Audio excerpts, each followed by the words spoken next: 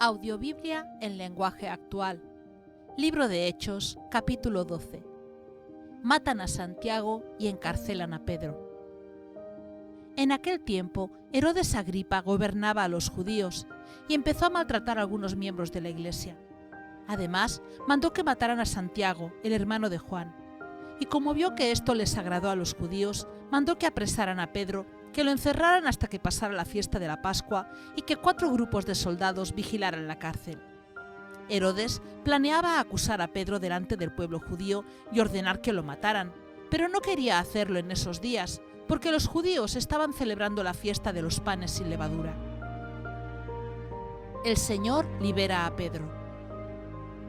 Mientras Pedro estaba en la cárcel, los miembros de la iglesia oraban a Dios por él en todo momento. Una noche, Pedro estaba durmiendo en medio de 2 soldados y atado con 2 cadenas. Afuera, los demás soldados seguían vigilando la entrada de la cárcel. Era un día antes de que Herodes Agripa presentara a Pedro ante el pueblo.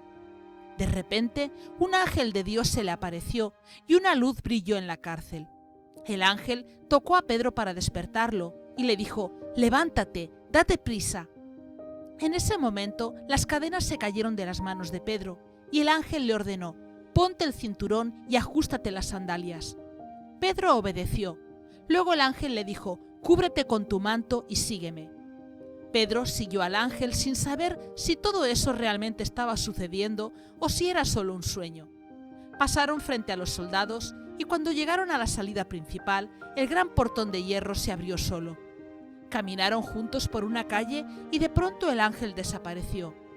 Pedro entendió entonces lo que le había pasado y dijo: «Esto es verdad. Dios envió a un ángel para librarme de todo lo malo que Herodes Agripa y los judíos querían hacerme». Enseguida, Pedro se fue a la casa de María, la madre de Juan Marcos, pues muchos de los seguidores de Jesús estaban orando allí.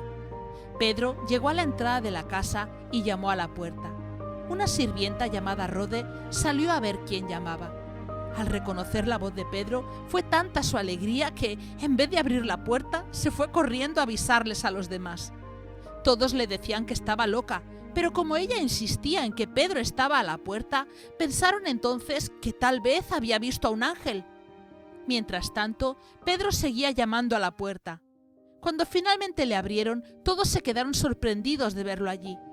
Pedro les hizo señas para que se callaran y empezó a contarles cómo Dios lo había sacado de la cárcel. También les dijo: «Vayan y cuenten esto a Jacobo y a los demás seguidores de Jesús». Luego se despidió de todos y se fue a otro pueblo. Al amanecer, hubo un gran alboroto entre los soldados.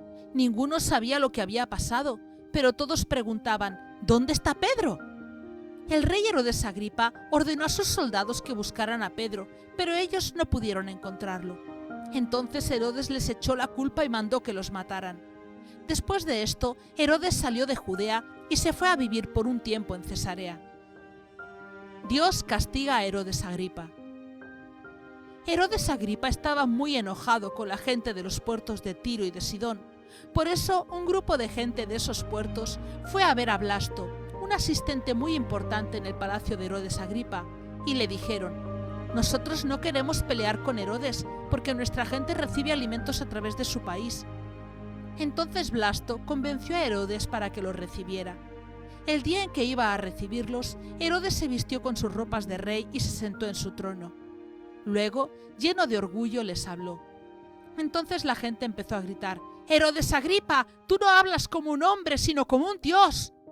En ese momento, un ángel de Dios hizo que Herodes se pusiera muy enfermo, porque Herodes se había creído Dios. Más tarde murió y los gusanos se lo comieron. Los cristianos siguieron anunciando el mensaje de Dios.